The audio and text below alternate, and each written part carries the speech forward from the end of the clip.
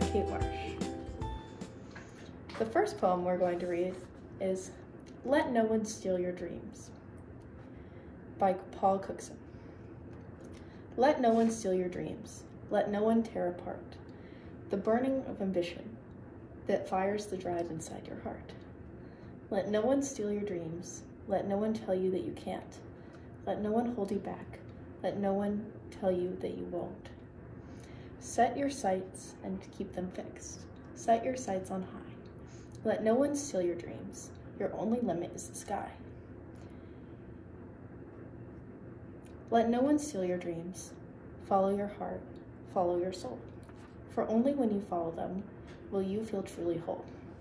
Set your sights and keep them fixed. Set your sights on high. Let no one steal your dreams. Your only limit is the sky. And that was our first poem, Let No One Steal Your Dreams by Paul Cookson. Okay. For the second poem, we're going to read an Emily Dickinson poem. This is called To Make a Prairie. To make a prairie, it takes a clover and one bee, one clover and a bee, and reverie.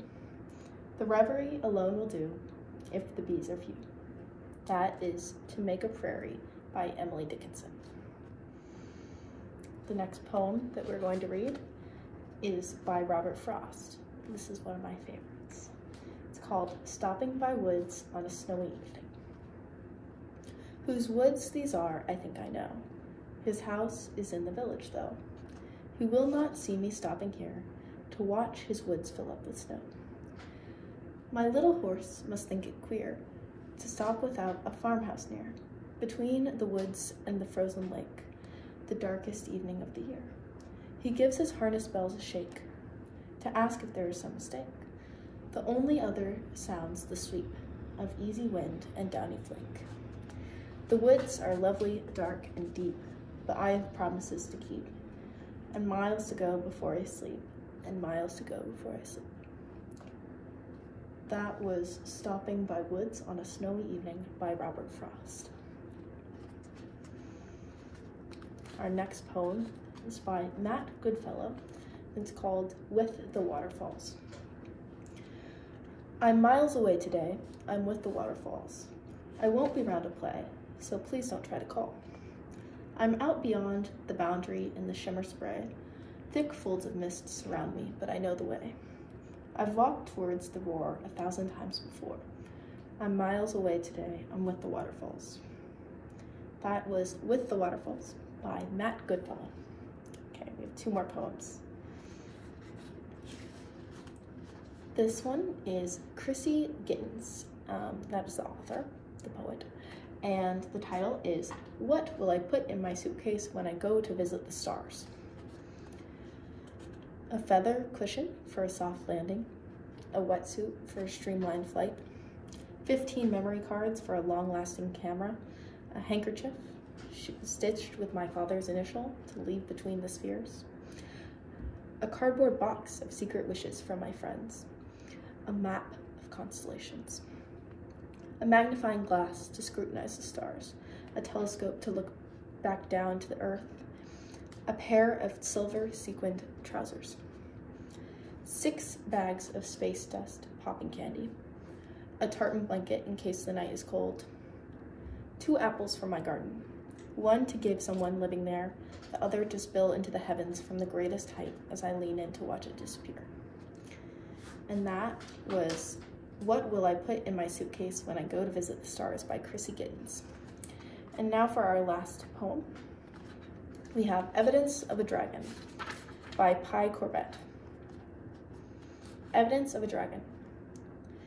Large enough, most can be identified from a safe distance. However, the Red Hill Ridgeback is only the size of a puppy and therefore hides with ease. When seeking dragons, take care to look for telltale signs. Trees may be stripped bare of leaves, bark will be charred. It should not be hard to find scorch marks on the walls, and of course, the smoldering remains of buildings are a good indicator that a dragon has passed away. After a dragon has called, houses, shops, and town centers are deserted, front doors left open, unfinished meals on tabletops, and TV still blaring. A daring dragon will rob shops, leaving the butchers empty. The chewed remains of cattle are a dead giveaway. Dragon tracks are hard to miss, even by the least experienced of hunters. So too are places where trees, bushes, and sheds have been blown over. Remember, the force from a full-grown dragon's wings is as powerful as a hurricane. Of course, claw marks raking the earth, turf scratched, and scars on pavements or tarmac roads all indicate the dragon's presence.